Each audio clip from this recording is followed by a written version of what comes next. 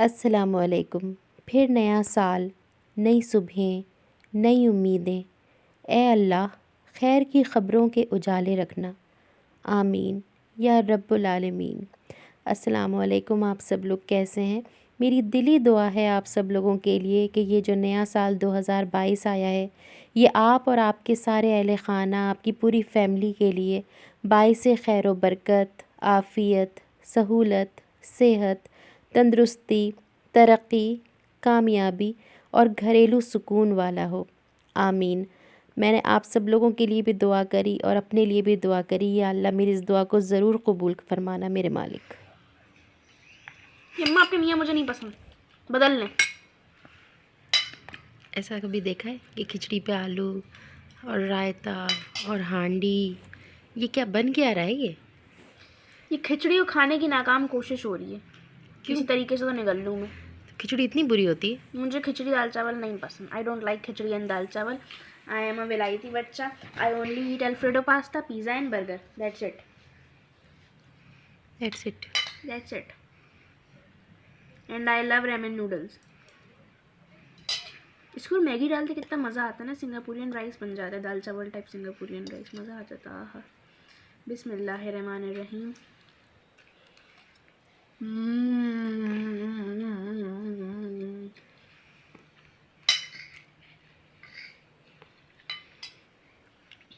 कैसा लग रहा है? बहुत मज़ा आ रही है। दिल गार्डन गार्डन हो रही है, लबीशीरी लबीशीरी सा हो रही है। ऊपर गए थे बर्फबारी हो रही थी, नीचे आए स्नोफॉलिंग हो रही है।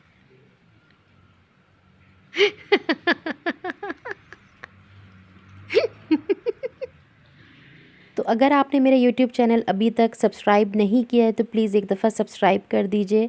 ये सिर्फ मेरा चैनल नहीं, आपका और मेरा हम सब का चैनल है। तो यहाँ सुबह मैंने नाश्ते के अंदर जो है वो आलू की सब्ज़ी बनाई थी और सेके बनाए थे, यानी अंदर तेल नहीं लगाया था, बस ऐसे ही ऊपर से तल लिए थे, तो थोड़ा हैवी हो जाता है। तो ये नाश्ता और दोपहर का खाना हमारा एक तरीके से ब्रंच ही हो रहा था। तो इस तरीके से मैंने बना लिया और यहाँ वीडियो बनाने के चक्कर में ये मेरा थोड़ा सा जल गया था, लेकिन खैर कोई मसला नहीं है, मैंने ही खाने थे। बस आज बहुत प्यारा वेदर हो रहा था, बहुत अच्छी हवा चल रही थी। कपड़े मेरे कल मैंने 2 दफ़ा मशीन लगाई थी, बहुत सारे कपड़े जमा हो गए थे, स्वेटर्स, शॉल, सब कुछ, तकिए गिलाफ, चादरें वगैरह। आजकल सर्दियां हैं लेकिन फिर भी कपड़े जो हैं वो बहुत जमा हो जाते हैं। पिछले दिनों बारिश की वजह से मैंने एक दिन बस मशीन नहीं लगाई और उसकी वजह से कपड़े इतने ज़्यादा जमा हो गए थे। तो बहरहाल मैंने 2 दफ़ा कल मशीन लगाई और वो सारे कपड़े, अब आज इतनी प्यारी हवा चली। धूप थी मगर यहाँ नहीं थी, हम मेरे आंगन में नहीं थी मगर धूप निकली थी आज। तो बस वो कपड़े सूख चुके थे, तो मैंने कहा कि चलो ये कपड़े भी अभी उतार लूँ। अब अभी तो बिल्कुल तय करने का टाइम नहीं था क्योंकि अभी मुझे और भी बहुत सारे काम थे, लेकिन अभी तो मैंने कहा हटा लूँ यहाँ से कि वो ऊपर से ना अभी शाम होगी तो फिर शबनम जो है वो गिरने लगेगी, ओस गिर जाती है और फिर ये कपड़े जो हैं ये दोबारा से भीग जाते हैं। तो फिर ऐसा लगता है जैसे कपड़े अभी भी गीले हैं और फिर मज़ा नहीं आता उन कपड़ों को तय करने में और अंदर रखने में, फिर स्मेल सी भी आने लगती है। तो अभी अच्छी वाली हवा लगी हुई थी इन कपड़ों को, तो मैंने कहा कि इससे पहले कि शाम हो जाए मैं जल्दी से कपड़े उतार लूँ। और अभी कपड़े अलगनी से उतारते उतारते मैं देख रही थी माशाल्लाह यहाँ का वेदर बहुत अच्छा हो रहा था और इतने प्यारे बादल आए हुए थे। पूरे आसमान जो है वो सफ़ेद बादलों से छाया हुआ था और इतना भरा हुआ था, इतना प्यारा लग रहा था। वैसे भी आसमान देखने का मुझे बहुत शौक़ है। जब भी मैं घर से बाहर निकलती हूँ मैं इधर उधर देखती हूँ, आसमान को देखती हूँ, बादलों को देखती हूँ। मुझे वैसे भी बहुत नेचर लविंग हूँ, मुझे ये सब चीज़ें बहुत अच्छी लगती हैं, जैसे कि पौधे, जानवर, फूल, आसमान, नहर, पानी, झरना, दरिया, समंदर, मतलब मुझे ये चीज़ें बहुत अट्रैक्ट करती हैं। बस फिर दोपहर के खाने का टाइम हो गया, तो हम लोगों का तो पेट भरा हुआ था क्योंकि हम लोगों ने जो है वो देर से ही नाश्ता किया था। तो लेकिन मेरे हस्बैंड आए थे तो उनके लिए मुझे बनाना था कुछ, तो मैंने जल्दी से इस वक्त खिचड़ी बना ली। और अब मैं बना रही हूँ मसूर की दाल की खिचड़ी।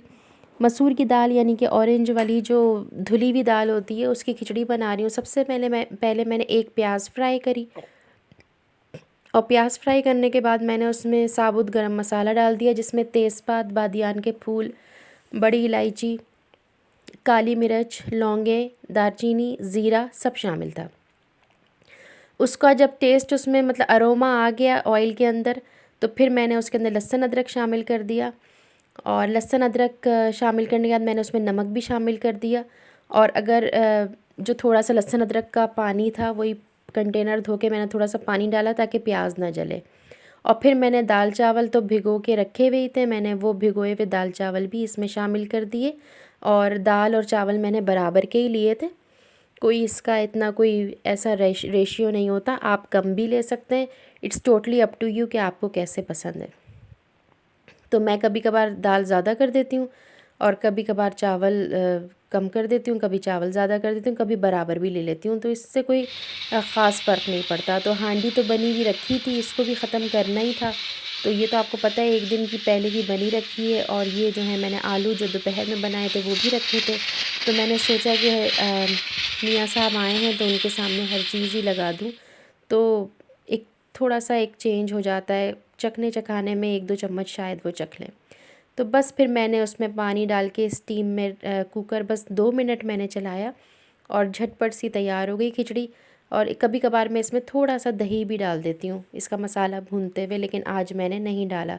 उससे भी चावल जो है वो खड़ा खड़ा और अलग अलग होता है, और अभी भी चावल जो है माशाल्लाह अलग अलग था, खड़ा खड़ा था, बल्कि मैंने जल्दी ही निकाल लिए। बस फिर शाम को बहुत सारी मतलब काम होते हैं, उसके बाद रात के खाने का टाइम हुआ, और रात में आज हमें सरप्राइज़ डिनर मिला हैप्पी न्यू ईयर की खुशी में। और खुशियाँ तो बस बहाने चाहती हैं, और खुशियों को जो है ना अ, मतलब किसी बहाने की ज़रूरत नहीं होती कि वो कोई बहाना ढूंढे, तो जिस चीज़ से खुशी मिले बस खुश हो।